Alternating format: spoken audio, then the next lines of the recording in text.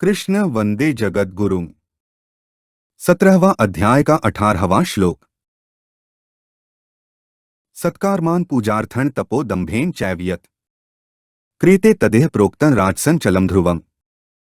ऊपर कहे गए श्लोकों का अर्थ है, जो तप सत्कार, मान और पूजा के लिए तथा दिखाने के भाव से किया जाता है, वह इस लोक में अनिश्चित और नाशवान फल देने वाला तप राजस कहा गया है।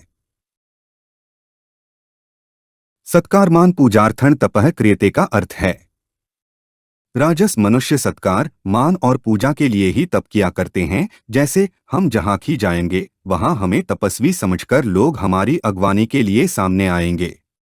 गांव भर में हमारी सवारी निकालेंगे। जगह जगह लोग हमें उत्थान देंगे, हमें बैठने के लिए आसन देंगे, हमारे नाम का जयघोष करेंगे, हमसे मीठा बोलेंगे, हमें अभिनंदन पत्र देंगे इत्यादि बाह्य क्रियाओं द्वारा हमारा सत्कार करेंगे।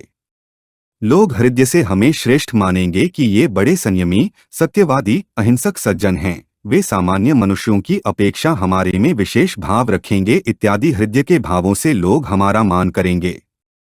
जीते जी लोग हमारे चरण धोएंगे, हमारे मस्तक पर फूल चढ़ाएंगे, हमारे गले में माला पहनाएंगे, हमारी आरती उतारेंगे, हमें प्रणाम करेंगे, हमारी चरणर्च को सिर पर चढ़ाएंगे और मरने के बाद हमारी वैकुंठी निकालेंगे, हमारा स्मारक बनाएंगे और लोग उस पर श्रद्धा भक्ति से पत्र, पुष्प, चंदन, वस्त्र, जल आदि चढ़ाएंगे, हमारे स्मारक की परिक्रमा करेंगे इत्यादि क्रियाओं से हमारी पूजा करेंगे।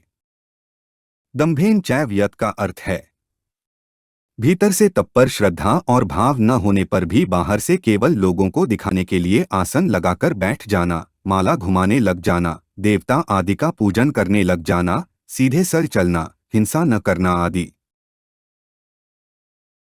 तदेह प्रोक्तन राजसन चलम ध्रुवम का अर्थ है, राजस तप का फल चल और अध्रुव कहा गया है।